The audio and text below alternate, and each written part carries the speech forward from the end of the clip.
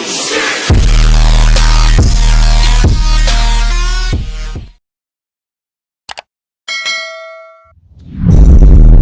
ini kita akan membicarakan sesuatu yang sangat kontroversi, yaitu tentang printing money, di mana Newmind saat ini, Bosman, mempromosikan MMT, Modern Monetary Theory, yang berbasis pada sejarah panjang yang penggagasnya adalah Michael Hudson, untuk dibawa di dalam pemerintahan Indonesia ke depannya, di mana dalam 20 tahun terakhir, yaitu Ibu Mega 3 tahun, Pak SBY 10 tahun, dan Pak Jokowi 7 tahun, selama 20 tahun ini Indonesia belum juga menjadi negara superpower, malah negara penghutang. Itu karena tidak menggunakan konsep Modern Monetary Theory. Tapi itu masa lalu. Sekali lagi, yang penting adalah nanti di 2024 sampai 2045 ada 21 tahun, dan di 2045 adalah Indonesia menjadi Indonesia emas karena sudah 100 tahun negara kita berdiri. Kita harapkan dalam 21 tahun ke depan, pemimpinnya siapapun itu harus membawa Indonesia menjadi negara superpower. Dan kita percaya selama konsep bernegaranya seperti genre 3 presiden terakhir, kita atau saya secara pribadi menganggap tidak akan mungkin Indonesia menjadi negara superpower. Yang jelas saya ucapkan terima kasih kepada 3 presiden terakhir karena sudah membuat Indonesia menjadi negara yang tetap utuh. Itu adalah sebuah prestasi, utuh aja prestasi. Nah, kedepannya kita lebih dari utuh. Kita ingin negara kita sehat, berdaulat, dan pastinya negara Indonesia harus menjadi negara superpower. Sekali lagi, harus menjadi negara superpower karena Indonesia memang ditakdirkan menjadi global player. Contohnya adalah kita dengan kekuatan laut kita, kekuatan selat kita, kekuatan mineral kita, dan kekuatan di atas tanah kita yang tanahnya sangat subur. Untuk menjadi food country itu syaratnya semuanya terpenuhi.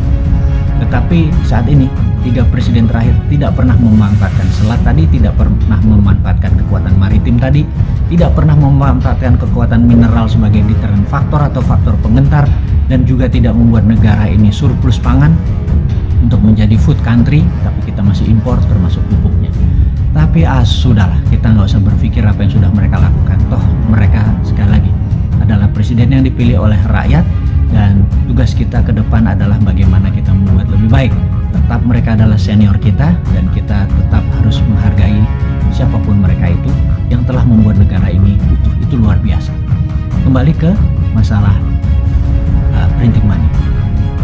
Banyak sekali orang yang memaki Bosman, bilang goblok, bilang sontoloyo, bilang stupid, bilang fuck, bahkan kita dengan mengatakan bahwa kalau printing money dilakukan di Indonesia, Indonesia akan hyperinflation dan pemerintah sekarang akan kolaps. Maka kalimat itu saya anggap tidak salah. Benar, kalau kita saat ini lakukan printing money, Indonesia pasti akan kolaps. Karena prinsipnya dari inflasi, sahabat semua, sekedar mengingatkan, inflasi itu terjadi kalau jumlah uang beredar lebih banyak dari jumlah produksi. Sekali lagi, inflasi itu terjadi kalau uang beredar lebih banyak dari jumlah produksi. Dan saat ini kalau di printing money, uang beredarnya pasti lebih banyak dari tingkat produksi, karena jangan-jangan produksi Indonesia saat ini terburuk dalam beberapa pemerintahan terakhir. Ya, ada masalah karena COVID, masalah PPKM, dan strategi kesehatan lainnya. Tapi yang jelas, kalau di printing money sekarang, saya setuju akan inflasi. Tetapi ke depan kita harus punya grand plan seperti negara-negara yang pernah sukses dengan printing money. Misalnya kita mulai dari Jerman Barat. Jerman di tahun 1918, Jerman adalah negara kalah perang dunia pertama, dan dia harus menanggung biaya perang. Apa yang terjadi? Jerman dimiskinkan dari 2 sisi. Jermannya sudah terpuruk, dan kemudian Jermannya harus menanggung biaya perang.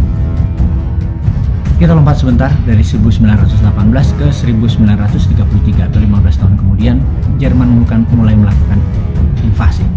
Mereka mulai menyerang negara-negara di sebelahnya, dan di 1938 atau 20 tahun setelah mereka kalah perang dunia pertama, mereka menaklukkan Eropa. Nah, singkat cerita adalah bagaimana caranya negara tersebut, dari negara yang terpuruk rata tanah tersebut, bisa menjadi negara superpower dalam waktu 15 tahun. Apakah mereka dari neraca perdagangan? Mereka dagangnya plus, kemudian impornya sedikit. Boro-boro mereka bisa produksi untuk ekspor. Yang mereka lakukan adalah printing money terhadap mesin perang. Itu yang dilakukan kencang sekali uang beredar di Jerman sendiri, mata uang mereka sendiri, dan produknya produk mereka sendiri. Itulah yang membuat Jerman bisa menjadi negara superpower dalam waktu 15 tahun. Dan kita lompat kemudian ke tahun 1933 sampai 1956, tapi yang jelas dari 33 sampai 36, FDR, Franklin Delano Roosevelt atau FDR, mempunyai New Deal. New Deal adalah strategi Amerika membangun infrastruktur jalanan. Ada 11 dari utara ke selatan, ada 15 dari timur ke barat, untuk mempromosikan atau untuk menstimulus industri-industri mesin dan industri mobil.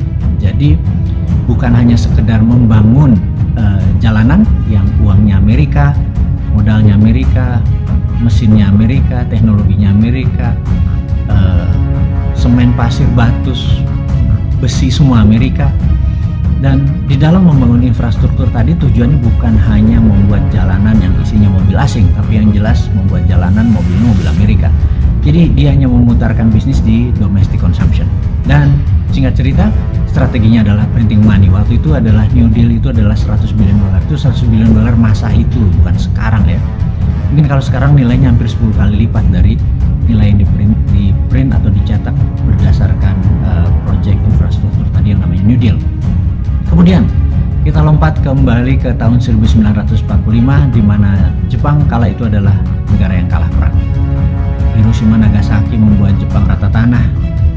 Dan kemudian 1964 alias 19 tahun kemudian ada olimpiade yang sangat besar dan termodern masa itu, Olimpiade Tokyo. Dunia sangat terkejut dengan adanya kemajuan yang Jepang lakukan hanya dalam 19 tahun. Pertanyaannya, apakah dalam 19 tahun itu pakai neraca perdagangan, pakai surplusnya perdagangan, baru dia membangun Jepang? Ya tidaklah. Shinkansen, rel kereta api, kereta cepat, itu underlay-nya dari printing money-nya yen. Dan nilai yang membuat Jepang menjadi negara superpower juga kembali dalam waktu hanya 20 tahun. Kemudian kita lompat lagi di 1989, Deng Xiaoping memutuskan dengan dua currency, dengan dua standar keuangan, dengan dua standar perekonomian, yang yuan berbasis dolar, yang renminbi berbasis project. Dan inilah yang dalam 20 tahun kemudian, yaitu sekitar 2008 pada saat Olimpiade Beijing, dunia shock melihat negara tersebut menjadi negara superpower tumbuh dengan sangat cepat. Dan terlepas dari itu semua, kita kembali ke tahun 1971, di mana Nixon mendeklar bahwa dolar tidak diprint berdasarkan emas lagi, tetapi berdasarkan proyek dan hutang. Dan inilah membuat kita tahu bahwa printing money itu tidak harus berbasis emas, tapi bisa proyek atau hutang. Dikonfirm dengan Hudson Institute yang penggagasnya adalah Michael Hudson sebagai penasihat dari Nixon. Singkat cerita sahabat semua, itu adalah alasan kenapa Bosman dengan new mind-nya, dengan modern monetary teorinya, mempromosikan printing money untuk Indonesia ke depan, untuk menjadikan Indonesia negara yang berdaulat, tidak lagi berhutang, tidak lagi bergantung pada Tiongkok, tidak lagi tergantung pada FDI atau Foreign Direct Investment, tetapi bergantung pada DDI, Domestic Direct Investment. Sahabat semua, semoga penjelasan yang singkat ini bisa memahami bahwa printing money tidak akan menyebabkan inflasi kalau ada produksi yang menjamin sebagai underlay-nya, dan produksi kita adalah Indonesia menjadi negara superpower di 2045, 100 tahun Indonesia merdeka atau 21 tahun setelah 2024, dan strategi itu adalah satu-satunya printing money yang diusulkan oleh kaum New Mind.